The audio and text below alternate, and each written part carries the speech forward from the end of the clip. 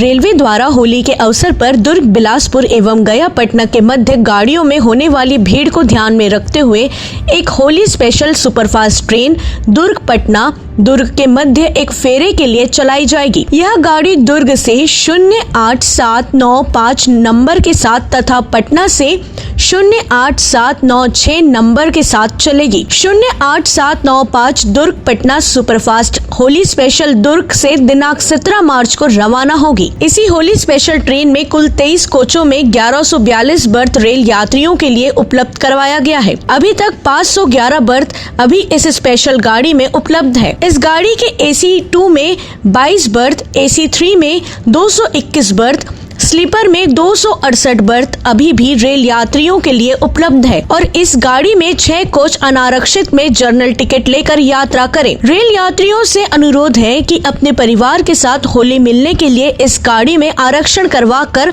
सुखद यात्रा का आनंद लें। वो मैडम को कहना मैं व्हाट्सएप कर दे रहा हूँ, ठीक है।